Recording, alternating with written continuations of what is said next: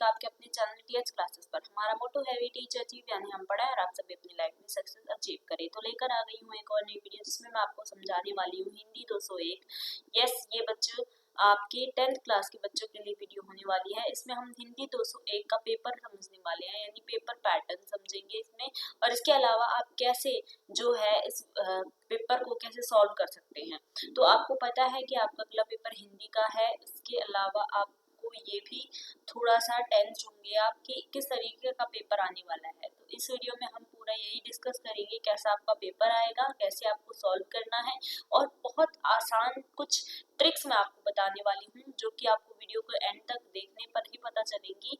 तो उसको जरूर आप देखिएगा। ट्रिक्स आपको बताऊंगी कैसे आपको सॉल्व करना पड़ता है पेपर बहुत आसानी से, जिससे आपको अच्छे से अच्छे नंबर मिल जाएंगे। अच्छा, तो बेसिक इन्फॉर्मेशन हम देख लेते हैं। तो यहाँ से आपको इस प्रश्न पत्र में 16 प्रश्न मिलेंगे, 16 क्वेश्चन आएंगे और 8 मुद्रित प्रश्न है, यानी कि 8 पेजेस है इसमें। एसआई नंबर या फिर रोल नंबर यहाँ पे आपको लिखना पड़ता है जैसे ही आपको क्वेश्चन पेपर मिल जाए। कोड नंबर है ये आपको अपनी आंसर शीट पे जरूर लिखना है जब आपको आपकी आंसर शीट मिले, और आपको सेट जरूर लिखना है, सेट ए है, बी है या फिर आपका सेट सी है। ठीक है, तो वो आपको पेपर पे आपके दिखाई दे जाएगा क्वेश्चन पेपर पे। अच्छा, उसके बाद आपका हिंदी 201 इस तरीके से लिखा हुआ दिखेगा आपको। फिर आपकी date and day of examination यहाँ पर आपको दिख जाता है, वो आपको लिखना पड़ेगा। उसके बाद सिग्नेचर ऑफ इन्विजिलेटर्स, यानी कि 2 आपके जो टीचर्स होंगे उन दोनों के साइन आएंगे यहाँ पर, और कुछ जनरल इंस्ट्रक्शन यानी कि सामान्य अनुदेश जो आपको दिए हुए हैं। जैसे कि सबसे पहले तो आपको जैसे ही आपका क्वेश्चन पेपर मिले उस पे अपना अनुक्रमांक यानी कि अपना रोल नंबर जरूर लिख लेना है, ताकि आपका क्वेश्चन पेपर गुम ना हो, और इसके अलावा चीटिंग वगैरह के भी चांसेस आपके ना हो पाए। ठीक है, उसके बाद आपके क्वेश्चन पेपर पर आपको जल्दी से जल्दी चेक करना है कि आपके टोटल पेजेस हैं या नहीं, प्रश्नों की संख्या उतनी ही है जितनी आपकी बताई हुई है या नहीं है। सेट आपको देख लेना है कि ABCD कौन सा सेट है। इसके अलावा जो 4 विकल्प वाले क्वेश्चन दिए हुए हैं, यानी कि जब आपको 4 विकल्प वाले क्वेश्चन दिए जाएंगे, जैसे क्वेश्चन नंबर 1 ही है आपका, जिसमें आपको ABCD इनमें से किसी एक पे टिक लगाना हो तो आपको सिर्फ एक पे ही टिक लगाना है, 2 पे टिक लगाना नहीं है, क्योंकि कई बच्चे 2 में कंफ्यूज हो जाते हैं, दोनों पे टिक लगाते हैं, सोचते हैं कि टीचर्स उनको नंबर दे देंगे। तो ऐसा नहीं होगा, कोई एक उत्तर आपको चुनना है और वही आपको लिखना है अपनी उत्तर पुस्तिका में। ठीक है, और बाकी सब आप पढ़ सकते हैं। अच्छा, अपना जो उत्तर पुस्तिका है यानी जो आपकी आंसर शीट होगी उस पे आपको अपने पत्र की कोड संख्या, यानी जो ये कोड संख्या दी जाती है, और सेट लिखना पड़ेगा, सेट ABC जो मैंने स्टार्टिंग में आपको बता दिया। अच्छा, अब आते हैं हमारे मेन पेपर की ओर। ठीक है, यहाँ से हम अपनी जो है मेन वीडियो स्टार्ट कर रहे हैं, जिसमें आपका स्टार्टिंग में तो ऊपर लिखा होता है सब्जेक्ट और सब्जेक्ट का कोड। समय आपको 3 घंटे का दिया जाएगा और पूरे अंक यानी कि इसके टोटल मार्क्स है 100। ठीक है, तो 100 नंबर का ये पेपर है। सभी प्रश्न आपके अनिवार्य हैं, सारे कंपल्सरी हैं, और सभी के लिए जो अंक है वो सामने दिए गए हैं क्वेश्चंस के। तो पहला क्वेश्चन आपका किस टाइप का आता है, ये आता है आपकी कविताओं में से। जो भी आपकी कविताएं दी जाती है ना, उनमें से आपका पहला प्रश्न आएगा, जिसमें से आपके 5 क्वेश्चन होंगे। ठीक है, हर एक का एक एक नंबर है और 5 नंबर का ये क्वेश्चन बन जाता है ऐसे। तो दिए गए विकल्पों में से सबसे अच्छा जो विकल्प आपको लग रहा है उसे छांटकर आपको लिखना है। जैसे पहला जो है वो है कबीर के अनुसार सयानो काम का अर्थ है, यानी कि कबीर के अनुसार, कबीर क्या मानते हैं कि सयानो काम किसे कहा जाता होगा। सयानो का मतलब तो आपको समझ में आ ही गया होगा, समझदार को बोलते हैं हम सयानो, है ना। तो आंसर क्या होना चाहिए, मूर्खता से भरा काम नहीं, ये तो नहीं होगा। समझदारी का काम, हाँ ये हो सकता है। फायदे का सौदा, ये भी नहीं होगा, और ना ही स्वार्थ से भरा फैसला। तो आंसर हो जाएगा आपका बी। अच्छा, जब आप आंसर लिखेंगे तो किस टाइप से लिखेंगे, मान लीजिए आपकी आंसर शीट है, ठीक है, और यहाँ पर आपने जो भी सब कुछ लिख दिया जैसे जैसे आपको बोला गया था, तो उसके बाद उत्तर आप लिखना स्टार्ट करेंगे। क्वेश्चन आपको नहीं लिखना है, प्रश्न आपको नहीं लिखना है, सिर्फ आंसर आंसर लिखना है। तो उसमें आप पहले लिखेंगे क, ठीक है, उसमें इसका क्या आंसर है बी, और फिर आप लिख देंगे समझदारी का काम, पूरा आपको लिखना पड़ेगा। ठीक है, उसके बाद ख का क्या आंसर है वो आप लिख देंगे ABCD में से। नेक्स्ट आपका क्या क्वेश्चन है, बूढ़ी पृथ्वी का दुख कविता में मौन समाधि के लिए कौन बैठा है। तो मौन समाधि लेके कौन बैठा है, पेड़, मनुष्य, पहाड़ या पानी। या आप कविताएं पढ़ते हैं तो आपको पता चल जाएगा क्या आंसर है इसका।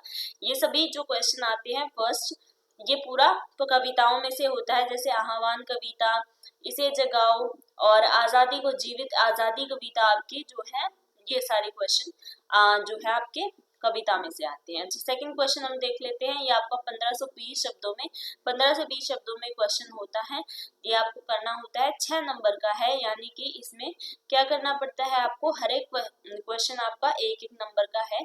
ठीक है, 6 क्वेश्चन हैं आपके, और इसमें जो ये क्वेश्चन दिए जाते हैं ये भी आपके कविता के ऊपर से ही दिए जाते हैं। इसमें क्या लिखना होता है, यहाँ पे कुछ छोटे मोटे क्वेश्चन पूछ लिए जाते हैं, उसका आंसर आपको करना पड़ता है। जैसे कि फर्स्ट क्वेश्चन है, चंद्रगहना से लौटती बेर कविता के आधार पर बताइए कि कवि को चने को देखकर क्या लगा।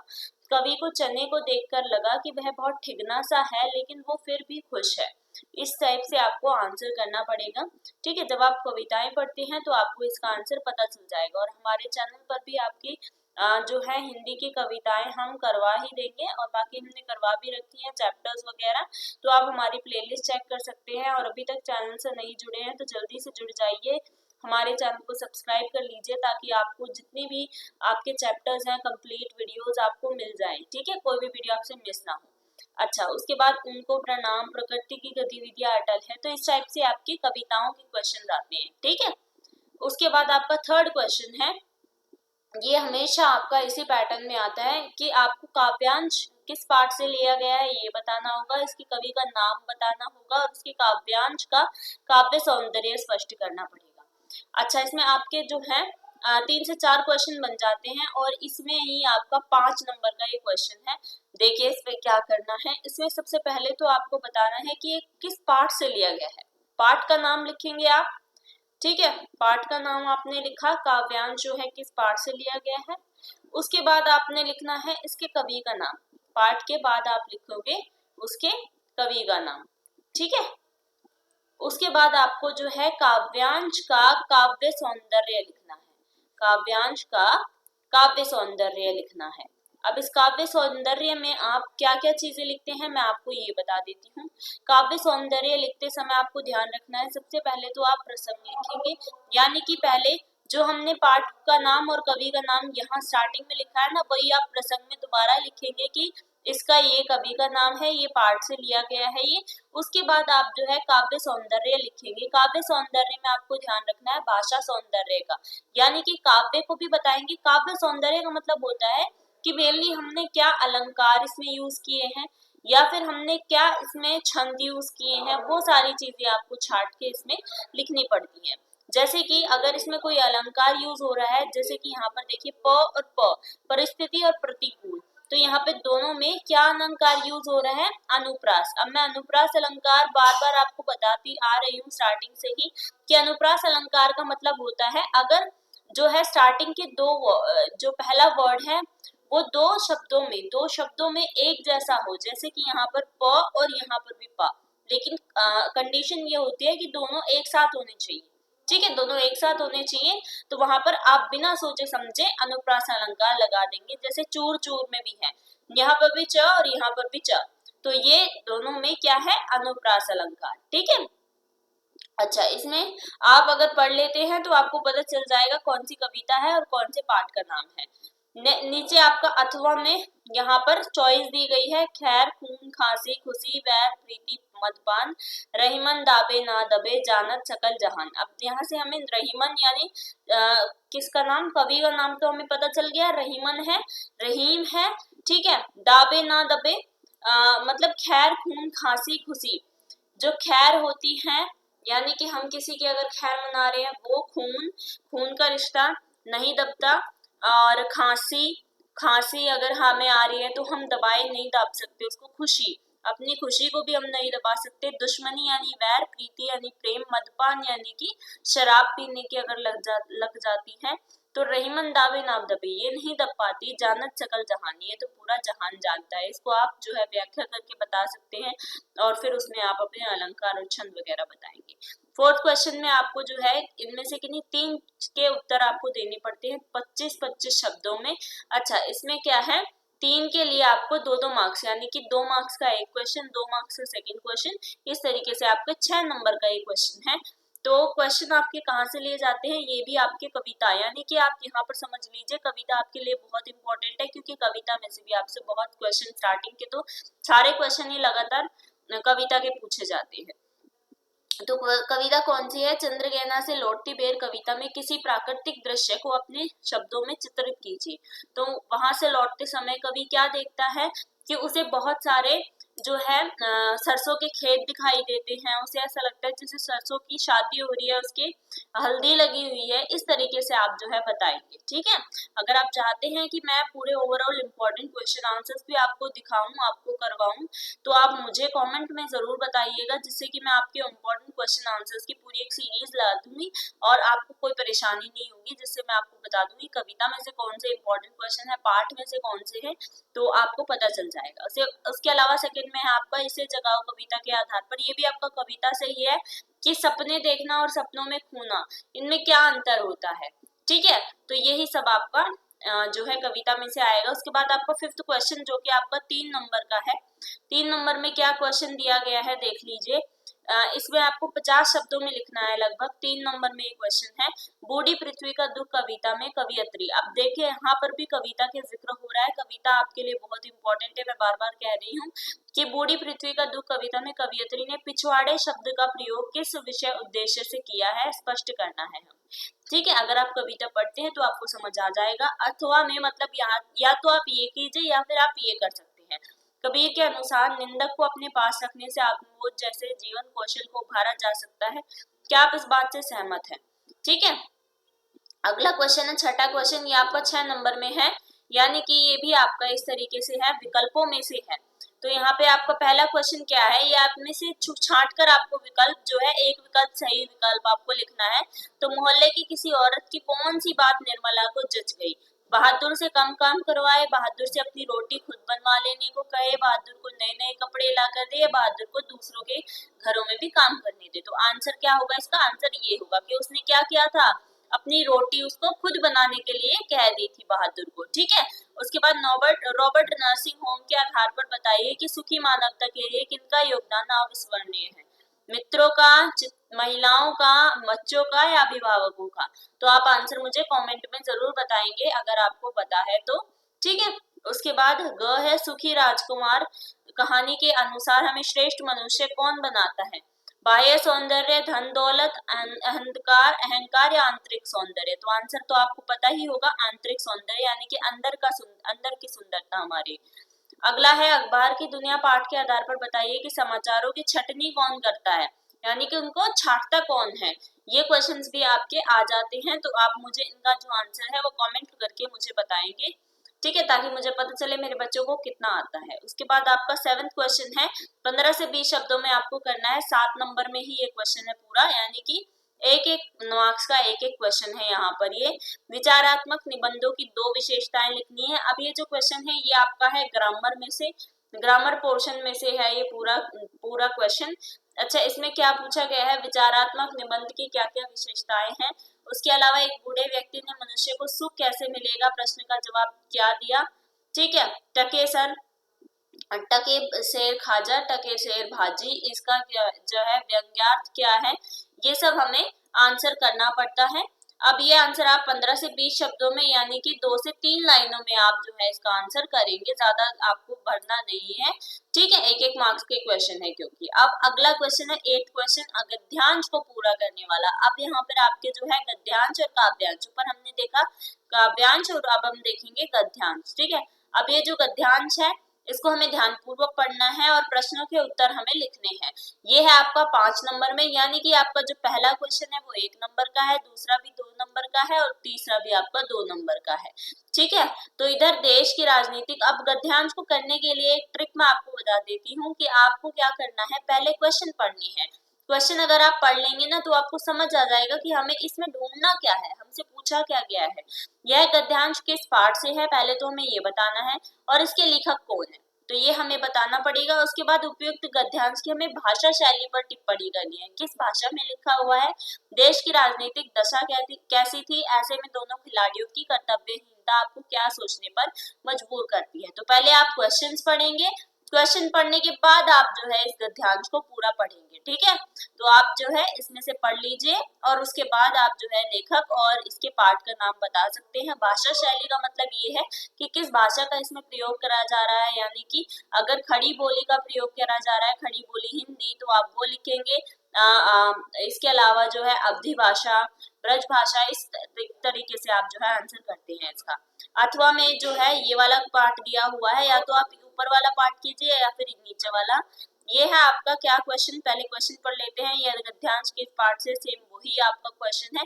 इसके लेखक कौन है, और वही आपका सेकंड में है कि भाषा शैली पर टिप्पणी करनी है, और 2 में है लेखक के अनुसार मनुष्य किस ओर जा रहा है, ठीक है। तो आप अगर ये पढ़ लेंगे तो आपको समझ आ जाएगा कि आपको क्या लिखना है। उसके बाद 9th क्वेश्चन है आपका, जो कि आपको 4 उत्तर दे 4 किन्हीं 4 के उत्तर देने हैं 20-20 शब्दों में, और मार्क्स कितने हैं इसके 8, यानी कि 2 नंबर का एक क्वेश्चन आपका यहाँ से बनता है। ये क्या क्वेश्चन दिए हुए हैं, बहादुर के चले जाने पर किन्हें अपनी गलतियों का एहसास सबसे अधिक होता है और क्यों। सबसे पहले तो उसकी मालकिन और उसके बेटे को बहुत अधिक एहसास होता है, क्योंकि वो उन्हें बहुत परेशान करते थे, ठीक है। यह सब आप लिख देंगे। आपके अनुसार गिल्लू को लेखिका ने क्यों अपवाद बताया है, क्योंकि वो हमेशा शरारतें करता रहता था। लेखक रॉबर्ट नर्सिंग होम में क्यों गया, क्योंकि वह जानना चाहता था कि वहां पर क्या होता था, वह जाना उनके लिए यादगार क्यों बन गया। तो आप जो है पाठ लिख पढ़ते हैं तो आपको पता चल जाएगा आज के समय में सार लेखन की क्या उपयोगिता है, जीवाणुओं से बचने के लिए क्या क्या किया जाना चाहिए, ये सब आप जो है लिखेंगे।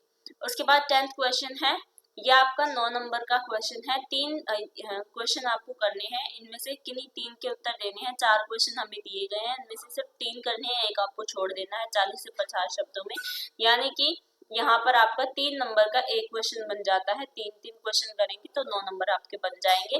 भारतेंदु ने अंधेर नगरी नाटक के माध्यम से अपने समय की शासन व्यवस्था पर करारा व्यंग्य किया है। क्या आप इस बात से सहमत हैं, हमें स्पष्ट करना है, ठीक है। तो ये आप आंसर करेंगे इसका। अगला है, लेखक ने राजकुमार को सुखी राजकुमार क्यों कहा, प्रतिमा बनने के बाद राजकुमार के व्यक्तित्व में क्या अंतर आया और क्यों, ठीक है। तो आप जो है इसका आंसर कैसे करेंगे, राजकुमार को सुखी राजकुमार क्यों कहा गया था, पहले तो आप ये लिखेंगे। इसके बाद प्रतिमा बनने के बाद राजकुमार के व्यक्तित्व में क्या अंतर आया, वह उसमें घमंड आया या फिर वह खुश हुआ, ये सब आप लिखेंगे। तो जैसे जैसे क्वेश्चन पूछा जाया है ऑन द पॉइंट आपको आंसर करने हैं, ज्यादा आपको बकवास नहीं लिखनी है, जिससे कि टीचर का भी थोड़ा सा यूं लगे कि बच्चे ने ज्यादा लिखा हुआ है और कुछ काम का नहीं है उसमें। आपको क्या करना है, पॉइंट्स में आंसर करने हैं, जिससे कि टीचर को समझ आ जाए कि इसमें ये चीज बताई गई है, तो वो आपका ज्यादा ना पढ़े और आपको आंसर करने के बाद आपको जो है नंबर तभी मिल जाएंगे। 11th क्वेश्चन है आपका 5 नंबर में, काव्यांश दिया हुआ है। पहले तो इस काव्यांश को आपको देखना है क्या क्या काव्यांश है, और उसके अलावा फिर नीचे क्वेश्चंस जो दिए हुए हैं, जैसे एक क्वेश्चन पहले मैंने आपको क्या कहा है, क्वेश्चन आप पढ़ेंगे फिर उसके बाद आप जो है आंसर करेंगे। काव्यांश दिया हुआ है और इस तरीके से आपको आंसर करने हैं, ठीक है। अब ये क्वेश्चन है, लास्ट क्वेश्चन इसका क्या है, अलंकार का नाम लिखना है। प्रत्येक सिंह अपनी 10 दिशा दहाड़ सके। अब देखिए यहाँ पे द और द, तो आंसर हम आराम से लिख सकते हैं कि इसमें अनुप्रास अलंकार है। जहां ना समझ आए ना कौन सा अलंकार है, अगर दोनों जगह अनुप्रास आपको हर जगह ही मिल जाता है, मेनली ना समझ आए तो आपका मेनली यही होता है। अगला आपका है गद्यांश दिया हुआ है, उसको ध्यानपूर्वक पढ़ना है और प्रश्नों के उत्तर देने हैं। 12वां क्वेश्चन है आपका 5 नंबर में है, ठीक है। पहले आप ये क्वेश्चंस पढ़ेंगे, इसके क्वेश्चन पढ़ने के बाद आपको देखिए इस तरीके का क्वेश्चन जरूर आता है, गद्यांश का उपयुक्त शीर्षक लिखने वाला।